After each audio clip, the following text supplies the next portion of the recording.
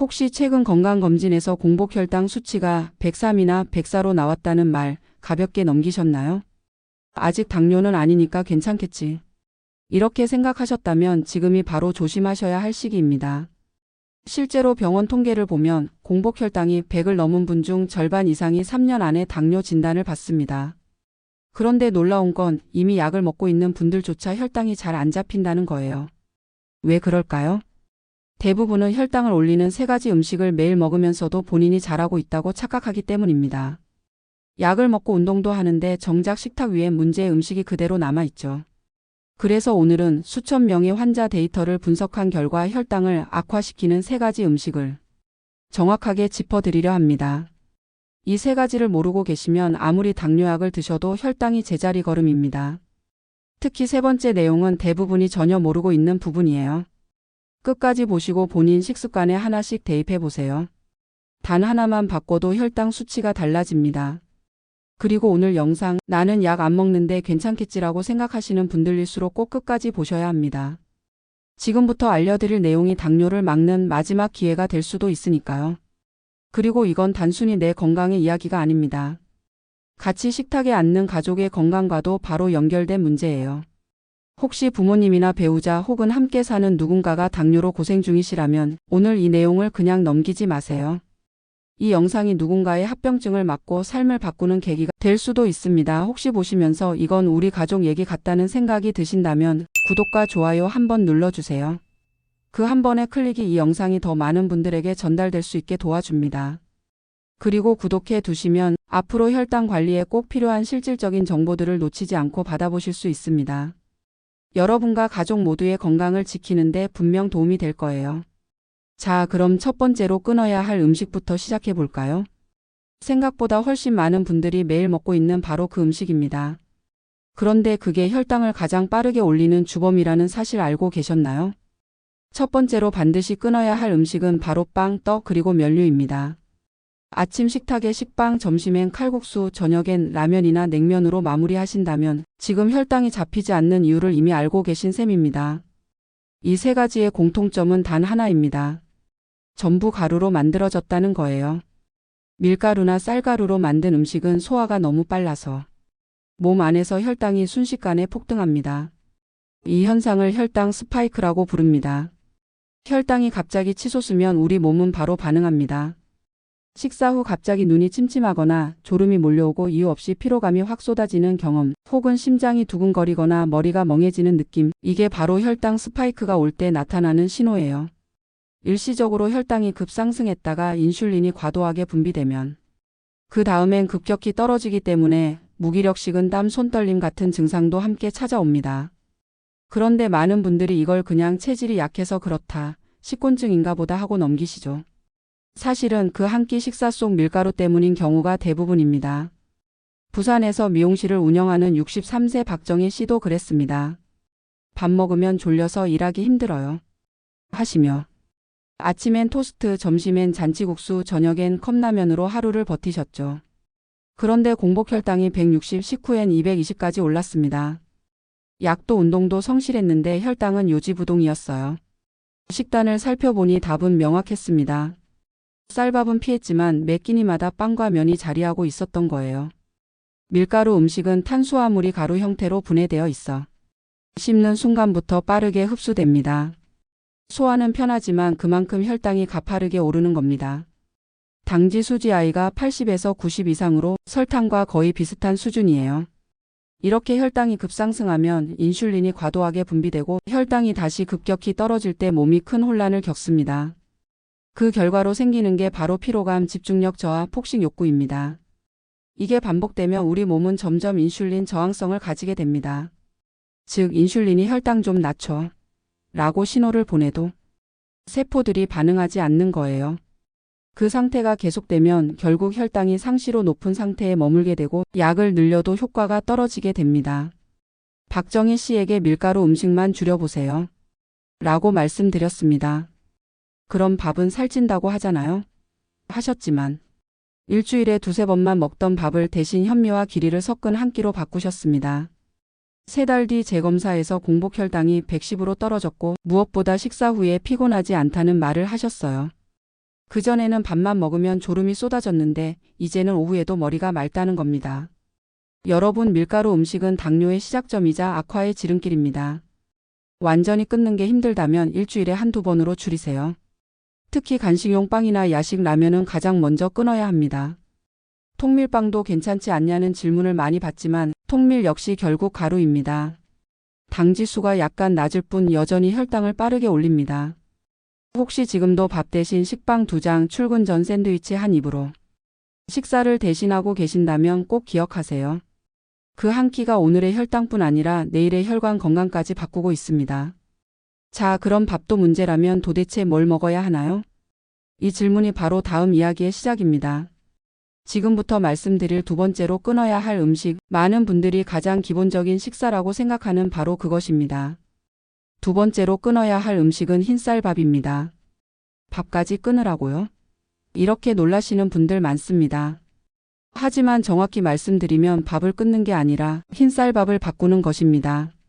흰쌀밥의 당지수는 90에 가까워서 먹는 즉시 혈당이 빠르게 올라갑니다. 겉껍질을 벗겨낸 흰쌀은 영양소가 적고 소화가 너무 빨라 마치 설탕물을 마신 것처럼 혈당이 반응하죠. 대구에 사는 62세 김선미 씨의 사례가 떠오릅니다. 30년 넘게 가족 식사를 챙기며 밥만큼은 꼭 흰쌀로 지어오신 분이었어요. 현미는 거칠고 딱딱해서 소화가 안 돼요. 이 이유 하나로 평생 바꾸지 않으셨죠. 하지만 어느 날 건강검진에서 당화 혈색소가 8.2가 나왔습니다. 약을 드시기 시작했지만 혈당은 좀처럼 내려가지 않았어요. 식습관을 살펴보니 반찬은 비교적 건강했습니다. 나물과 생선 위주였죠. 문제는 밥이었습니다. 하얗고 부드러운 흰쌀밥을 3끼 모두 드셨던 겁니다. 제가 이렇게 설명드렸습니다. 흰쌀은 마치 고속도로예요. 음식이 들어가자마자 바로 혈당이 치솟습니다. 반면에 현미나 잡곡은 일반 도로라서 천천히 올라가요. 현미에는 식이섬유, 미네랄, 비타민 B군이 풍부하게 들어 있습니다. 특히 식이섬유는 혈당이 천천히 오르도록 도와줍니다. 음식이 위장에서 오래 머물고 탄수화물의 흡수 속도를 늦춰주거든요. 그래서 같은 양을 먹어도 포만감이 오래가고 폭식이 줄어듭니다. 김선미 씨에게 처음부터 현미 100%로 바꾸라고 하지 않았습니다. 처음 한 달은 흰쌀과 현미를 7대3 비율로 섞어 드시게 했죠. 다음 달엔 반반으로, 그 다음엔 3대7로 점점 비율을 높였습니다. 처음엔 식감이 낯설어요. 하셨지만 2달쯤 지나자 이젠 흰쌀밥은 너무 밋밋해요. 라고 하셨죠. 6개월 뒤 재검사에서 당화 혈색소가 7.1로 떨어졌습니다. 무엇보다 밥 먹고 나면 졸음이 덜하다는 말씀을 하셨어요. 그건 혈당이 급격히 오르지 않고 안정적으로 유지되고 있다는 뜻입니다. 여러분, 흰쌀밥은 익숙하지만 그만큼 위험합니다. 껍질을 벗겨낸 순간 쌀의 본질적인 균형이 무너집니다. 그 겉껍질 속에는 우리 몸에 꼭 필요한 섬유질과 미네랄이 숨어 있거든요. 이것이 빠진 흰쌀은 속이 비어버린 탄수화물이 되는 셈입니다. 현미나 기리, 보리, 콩을 섞은 밥은 그 반대입니다. 소화가 천천히 되면서 혈당을 부드럽게 올리고 식후 포만감을 오래 유지시켜줍니다. 특히 기리에 들어있는 베타글루칸이라는 성분은 혈당 조절뿐 아니라 콜레스테롤 개선에도 도움을 줍니다. 처음부터 완벽하게 바꿀 필요는 없습니다. 밥을 짓는 물의 양만 조금 늘려보세요. 현미밥이 훨씬 부드러워지고 씹는 부담이 줄어듭니다. 또 압력 밥솥으로 지으면 훨씬 먹기 쉽습니다. 그리고 꼭 기억하세요. 밥을 줄이는 것보다 밥의 질을 바꾸는 게 먼저입니다. 현미와 잡곡은 단순한 식단의 변화가 아니라 몸속 혈당 반응을 완전히 바꾸는 결정적인 전환점이 됩니다. 그럼 이제 세 번째이자 가장 중요한 내용으로 넘어가겠습니다. 앞의 두 가지를 잘 실천해도 이걸 모르시면 혈당은 절대 안정되지 않습니다. 바로 설탕이 들어간 음식들입니다. 이건 단순한 단맛의 문제가 아니라 당뇨 관리의 핵심을 무너뜨리는 숨은 원인이기도 합니다. 세 번째로 반드시 끊어야 할 것은 설탕이 들어간 모든 음식입니다. 이건 단순히 단맛의 문제가 아닙니다. 우리 몸속에서 설탕은 혈관을 손상시키는 화학 반응의 불씨가 됩니다. 설탕을 섭취하면 혈당이 급격히 오르면서 인슐린이 한꺼번에 분비됩니다. 그때 혈액 속에 여분의 당이 남으면 단백질과 결합해 당화라는 현상이 생기죠. 이게 쌓이면 혈관 벽이 딱딱해지고 염증이 반복되면서 눈신장 신경 같은 미세혈관부터 서서히 손상됩니다. 당뇨 합병증의 출발점이 바로 여기입니다. 서울 양천구에 사는 64세 이정화 씨는 커피를 무척 좋아했습니다. 하루에 믹스커피 3잔 정도면 괜찮겠죠? 그분의 말 속엔 약간의 자신감이 섞여 있었지만 실제 혈당 기록표에는 공복 혈당 170, 식후 혈당 250이 적혀 있었죠. 믹스커피 한 봉지에는 평균 7g의 설탕이 들어 있습니다. 하루 3잔이면 각설탕 8개를 매일 드시는 셈입니다. 이정화 씨는 이 사실을 알고 깜짝 놀랐습니다. 그때부터 블랙커피로 바꾸기 시작했죠. 처음엔 너무 써서 못 먹겠어요 하셨지만 한 달 후 재검사에서 공복 혈당이 25나 내려갔습니다. 무엇보다 아침 피로감이 줄었다며 스스로 놀라워하셨습니다. 음료수도 마찬가지입니다. 콜라 한 캔엔 설탕이 35g, 사이다엔 30g 이상이 들어 있습니다. 이온 음료나 비타민 음료라고 이름 붙은 제품들도 사실은 대부분 당 함량이 높습니다. 운동 후 갈증 해소용으로 마셨다가 오히려 혈당이 급등하는 경우가 많습니다. 당뇨 환자에게 가장 좋은 음료는 결국 물입니다. 물을 자주 마셔 신장을 보호하고 단맛 없이 입맛을 재훈련시키는 것이 혈당 관리의 시작이에요. 그리고 우리가 쉽게 간과하는 또 하나 바로 과자입니다. 과자는 설탕뿐 아니라 트랜스 지방까지 함께 들어 있습니다. 이 지방은 혈관을 굳게 만들어 좋은 콜레스테롤을 낮추고 나쁜 콜레스테롤을 높입니다. 당뇨 환자에게 가장 위험한 조합이죠. 그럼 간식이 먹고 싶을 땐 어떻게 해야 할까요? 감자나 고구마처럼 당지수가 낮고 식이섬유가 많은 간식으로 바꾸세요. 고구마 한 개의 당지수는 55 정도로 낮은 편이며 소화가 천천히 돼서 포만감도 오래갑니다. 요즘은 채소칩, 구운 견과류, 말린 과일칩 등 첨가당이 없는 건강 간식도 많습니다. 포장 뒷면의 당뇨 함량을 꼭 확인하세요. 많은 분들이 과일은 건강식품이니까 괜찮지 않나요? 라고 물으십니다. 과일에도 자연당 즉 과당이 많기 때문에 주의가 필요합니다. 특히 포도, 망고, 수박, 바나나는 혈당을 빠르게 올립니다. 먹어도 되지만 하루 주먹 1개 분량, 식사 후에만 드시는 게 좋습니다. 공복에 과일을 먹으면 혈당 스파이크가 더 심해집니다. 마지막으로 짚어야 할 게 하나 더 있습니다. 바로 건강보조 식품입니다. 이건 천연 성분이라 괜찮아요. 혈당에 좋다고 광고하던데요. 이런 말 정말 많이 들으셨을 겁니다. 하지만 대부분의 건강보조식품은 효과가 임상적으로 입증되지 않았습니다. 게다가 일부 제품에는 당 성분이 섞여 있는 경우도 있습니다. 당뇨를 관리하는 가장 강력한 도구는 약이 아니라 올바른 식습관입니다. 식탁 위에 설탕 1스푼을 줄이는 것이 고가의 건강식품 한 통보다 훨씬 효과적입니다. 결국 혈당 조절은 선택의 문제입니다. 달콤한 한 모금의 만족을 택할 것인가, 안정된 혈관과 건강한 내일을 택할 것인가. 그 결정은 매 끼니마다 여러분의 손끝에서 시작됩니다. 자, 이제 마지막으로 오늘 이야기의 핵심을 정리하고 진짜로 실천으로 옮길 수 있는 방법을 말씀드리겠습니다. 오늘 말씀드린 3가지 기억하시죠? 첫째, 빵떡면 같은 밀가루 음식, 둘째, 흰쌀밥, 셋째, 설탕이 들어간 모든 음식. 이 3가지만 바꿔도 혈당 관리의 절반은 성공입니다. 하지만 문제는 아는 것이 아니라 지속하는 것이에요. 처음엔 의욕이 넘치지만 시간이 지나면 어느새 원래 식단으로 돌아가기 쉽죠. 그래서 제가 환자분들께 꼭 드리는 조언이 있습니다. 한 번에 다 바꾸지 마세요. 대신 일주일마다 하나씩 천천히 바꾸세요. 첫 주엔 밀가루 음식만 줄이고 둘째 주엔 흰쌀밥을 잡곡밥으로, 셋째 주엔 믹스커피를 블랙으로 바꿔보세요. 이렇게 하면 부담 없이 몸이 자연스럽게 적응합니다. 변화를 작게 시작할수록 오래 갑니다. 그리고 꼭 혈당 수첩을 쓰세요. 아침 공복 혈당, 식후 2시간 혈당을 적으면서 어떤 음식을 먹었을 때 수치가 오르는지 직접 확인해 보세요. 예를 들어 짜장면을 먹은 날 210이 나왔다면 다음부터는 스스로 그 음식을 피하게 됩니다. 이건 단순한 기록이 아니라 자신의 몸을 이해하는 과정이에요. 또 하나 중요한 건 가족의 역할입니다.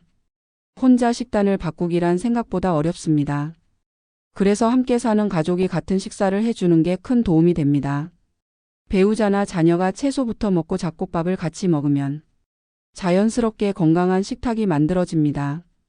광주에 사는 65세 윤영수 씨는 혼자 사시며 식단 관리를 포기하셨던 분이었어요. 따님이 주 1회 현미밥과 반찬을 만들어 드리고 매일 아버지 오늘 뭐 드셨어요? 하고 전화 드렸답니다. 그 결과 3개월 만에 당화 혈색소가 8.4에서 7.0으로 떨어졌어요. 윤영수 씨는 이렇게 말씀하셨죠. 이젠 밥이 아니라 관심이 약이 되는 것 같아요. 식단과 함께 꼭 병행해야 하는 것이 바로 운동입니다. 음식을 아무리 잘 조절해도 몸이 움직이지 않으면 혈당은 내려가지 않습니다. 운동은 단순히 체중을 줄이는 행위가 아니라 근육이 혈당을 직접 태워 없애는 과정입니다. 식사 후 15분에서 30분 정도 가볍게 걷는 것만으로도 혈당이 눈에 띄게 떨어집니다. 이유는 간단합니다. 걸을 때 다리와 엉덩이 근육이 움직이면서 혈액 속의 포도당을 에너지로 바로 소비하기 때문이에요. 즉 약을 먹지 않아도 근육이 천연 인슐린처럼 작동하는 겁니다. 가능하다면 식사 후 30분 이내에 걸음을 시작하세요. 식사 직후엔 5분 정도 앉아서 소화를 시키고 그 다음 가볍게 걷기 시작하면 됩니다. 속도는 숨이 약간 찰 정도, 시간은 최소 15분, 여유가 되면 30분을 목표로 하세요. 핵심은 빠르게보다 꾸준히입니다. 매일 걷는 게 주 2회 격렬한 운동보다 훨씬 효과적이에요. 특히 저녁 식사 후 산책은 다음날 공복 혈당을 안정시키는 데 탁월합니다. 저녁에 혈당을 정리해주면 밤새 간에서 당이 과다하게 분비되는 걸 억제해줍니다. 만약 밖에 나가기 어렵다면 거실이나 복도를 10분간 왕복하거나 의자를 잡고 제자리 걷기 운동을 해도 충분합니다. 그리고 꼭 기억하셔야 할 게 있습니다. 혈당은 걷기만으로는 한계가 있습니다. 근육량이 적으면 인슐린 저항성이 쉽게 생기기 때문이에요. 그래서 근력 운동을 함께 하셔야 합니다. 근육이 많을수록 우리 몸은 혈당을 안정적으로 처리합니다. 예를 들어 벽을 짚고 하는 팔굽혀펴기, 의자를 잡고 하는 스쿼트, 가벼운 생수병을 들고 팔 운동하기, 이런 것만으로도 충분합니다. 하루에 10분, 주 3, 4회만 해도 효과가 나타납니다. 처음엔 근육통이 있을 수 있지만 그건 근육이 깨어나고 있다는 신호입니다. 운동 전후로 수분 보충도 중요합니다. 혈당이 높을수록 소변으로 수분이 빠져나가기 때문에 운동 전후로 물 1컵씩 마셔주세요. 단 당분이 들어간 이온 음료는 피해야 합니다. 그리고 잊지 말아야 할 게 하나 더 있습니다. 바로 정기검사입니다. 운동과 식단만큼 중요한 게 바로 현재 상태를 아는 것이에요. 혈당은 매일 재지만 당화 혈색소는 지난 2, 3개월의 평균 혈당을 보여주는 지표입니다. 그래서 3개월마다 한 번씩은 꼭 검사해야 합니다. 당화 혈색소를 1%만 낮춰도 눈, 신장, 신경 손상 같은 합병증 위험이 25% 이상 줄어듭니다. 이건 단순한 통계가 아니라 실제 병원 데이터입니다. 또 1년에 한 번은 합병증 검진을 받으세요. 눈망막 검사, 신장소변 단백 검사, 발감각 테스트. 이 3가지는 당뇨 환자에게 필수입니다. 왜냐하면 합병증은 초기에 통증이 거의 없기 때문이에요. 느끼지 못하는 사이에 진행되다가 뒤늦게 발견하면 되돌리기 어렵습니다. 검사는 두려움이 아니라 예방입니다. 조기에 이상을 발견하면 대부분 회복할 수 있고 그 시기를 놓치면 평생 관리해야 하는 손상이 됩니다. 병원 가는 걸 미루지 마세요. 3개월에 한 번의 검사, 30분의 걷기, 하루 10분의 근력 운동. 이 3가지가 약보다 강력한 혈당 조절 습관입니다. 여러분, 당뇨는 평생 가지만 평생 고통이어야 하는 병은 아닙니다. 오늘 말씀드린 3가지를 꾸준히 지키고 식사 순서와 운동 습관만 유지해도 충분히 건강하고 활기찬 삶을 이어갈 수 있습니다. 이제 선택은 여러분의 몫입니다. 오늘 영상을 그냥 넘기지 마세요. 당신의 한 끼가 가족의 내일을 바꿉니다. 이 영상을 통해 나도 할 수 있겠다는 마음이 드셨다면 좋아요와 구독 버튼 눌러주세요. 그 선택이 여러분과 가족의 건강을 함께 지키는 첫걸음이 될 겁니다. 이 영상은 가상의 인물을 바탕으로 각색된 내용이며 다양한 건강 자료를 참고해 제작한 일반적인 정보입니다. 의학적 자문이나 처방을 대신할 수 없으며 효과는 개인의 건강 상태에 따라 다를 수 있습니다. 중요한 건강 결정은 반드시 전문가와 상담 후 진행하시길 바랍니다. 감사합니다.